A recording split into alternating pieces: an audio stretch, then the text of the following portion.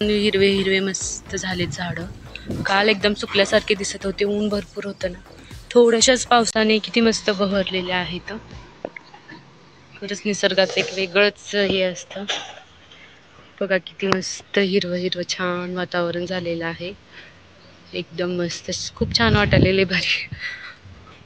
सगळे झाडांनाच एक energy drink भेटल्यासारखंच हिरवं हिरवं दिसत आहेत आज. काल थोडेसे सुकल्यासारखे आणि आमच्या आंब्याचं झाड तर किती मस्त हिरवं हिरवं दिसायला लागले.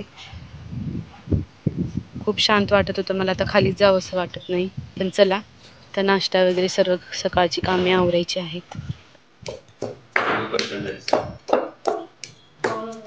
पातेलं ठेवलं आहे गॅसवर, त्याच्यामध्ये तेल टाकून घेते.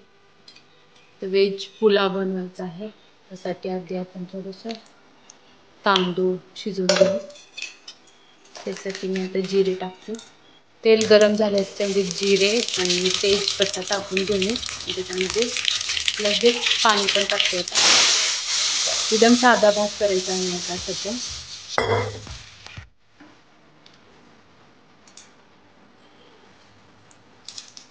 त्या भातामध्ये मीठ पण टाकते त्याच्या पाण्यामध्ये.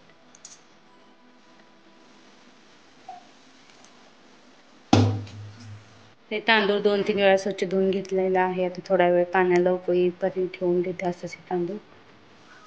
आता मी बनवून घेते खोबऱ्याची आमटी, कारण आज ज्वारीच्या भाकरी आणि खोबऱ्याची आमटी मस्त लागते म्हणून. पुलाव पण तयार झालेला होता, पण पुलावची या सर्व गडबडीमध्ये मला पुलावची रेसिपीचा व्हिडिओ शूट करता झाला नाही, कारण गडबड झाली होती खूप. दुपारी उशीर झाला होता जेवायला आणि भूकही सर्वांना लागली होती म्हणून. पण या आमटीचा व्हिडिओ मी शूट केलेला होता, म्हटलं तेच अपलोड करावं. अशी मी खोबऱ्याची आमटी बनवून घेत होते. त्यानंतर आमचं असं दुपारचं मस्त जेवण झालं. मुलांसाठी थोडीशी पनीरची भाजी बनवली होती, म्हणजे पुलावसोबत खातील ते म्हणून. आज आम्हाला बनवायची होती चकल्यासाठी भाजणी भाजायची होती. हे असं चकलीच्या भाजणीचं मी तुम्हाला प्रमाण सांगते. हे 4 ग्लास तांदूळ आहे आपल्या रेशनचं.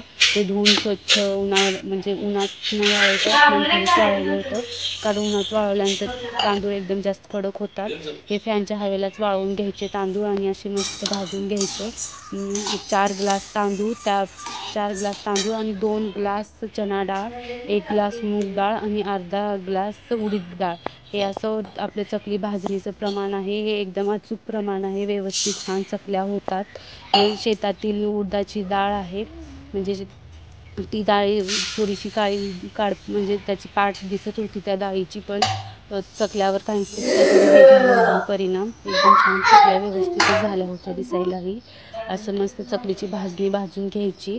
थंड झाल्यानंतर त्यामध्ये थोडेसे आपले डाळ असते ते पण ॲड करायचा आणि गिरणीला छान दळून घेऊन यायचं. आता उद्या चकल्या बनवायच्या आहेत, ती पण रेसिपी मी अपलोड करेन, नक्की पहा. असं हे सर्व झाल्यानंतर सायंकाळी आम्ही येऊन बसलो होतो टेरेसवर. सर्व मुलंही होते, मस्त ते गप्पा मारत आम्ही बसलो होतो. छान थंड वारं पण सुटत होतं व इतकं मग तितक्यातच आभाळही थोडं थोडं दिसत होतं. हे असं वाटलंच होतं पाऊस येईल म्हणून. आम्ही खाली येईपर्यंत असा जो पाऊस चालू झाला होता.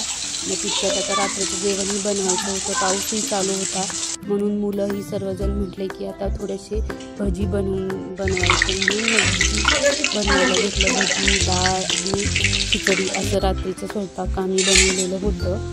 हे सर्व बनवून मुलांनाही दिलं, सर्व खाऊ आम्ही खाल्लं. छान रात्रीचं जेवण झालं. आजचा व्हिडिओ चकली भाजणीचा वगैरे आवडला असेल तर लाईक नक्की करा आणि नेक्स्ट व्हिडिओमध्ये चकली बनवलेला व्हिडिओही अपलोड करेन, तोही पहा. आजच्यासाठी बस एवढंच. भेटूया नेक्स्ट व्हिडिओमध्ये. तोपर्यंत बाय आणि धन्यवाद.